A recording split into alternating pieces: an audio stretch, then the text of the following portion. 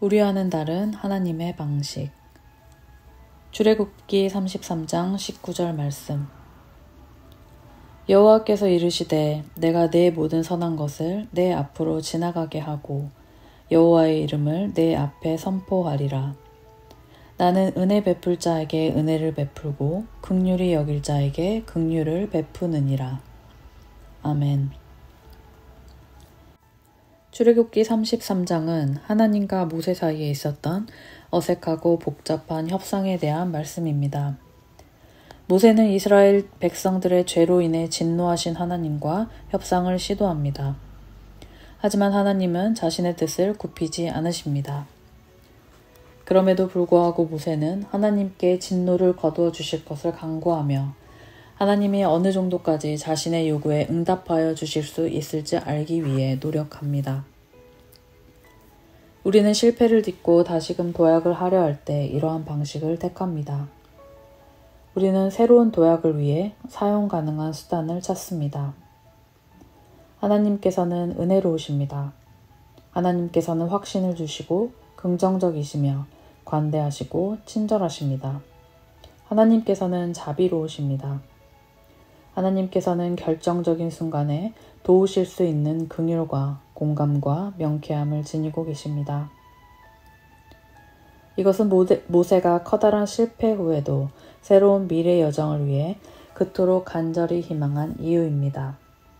실패 그 이유는 하나님의 풍성한 은혜와 자비에 달려 있습니다.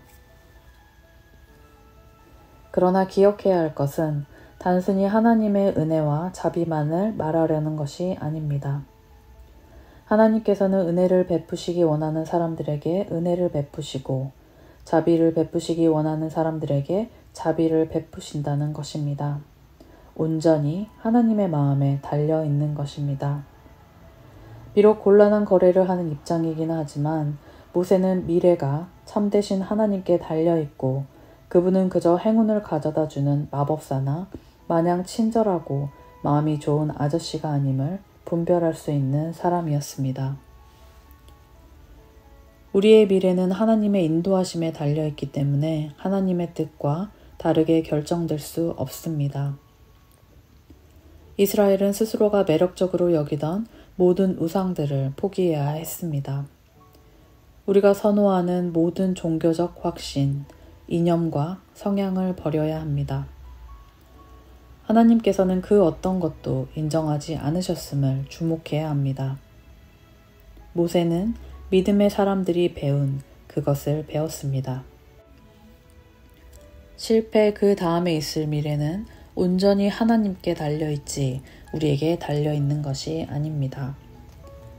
하나님의 길은 풍성한 은혜와 자비의 길입니다.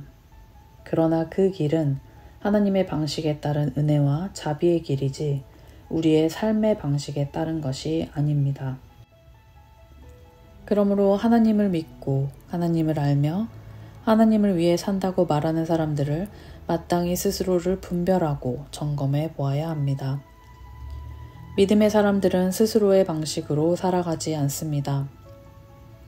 우리는 모세처럼 자신만의 방식이 아닌 하나님이 계획하신 미래의 여정을 걸어가기를 결단해야 합니다. 기도하겠습니다.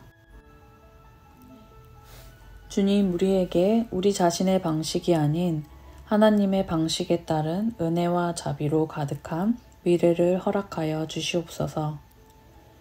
하나님께서 우리와 함께 미래로 동행하심을 알고 감사와 찬양으로 응답하며 살아가는 삶이 되게 하여 주시옵소서. 예수님의 이름으로 기도드렸습니다. 아멘.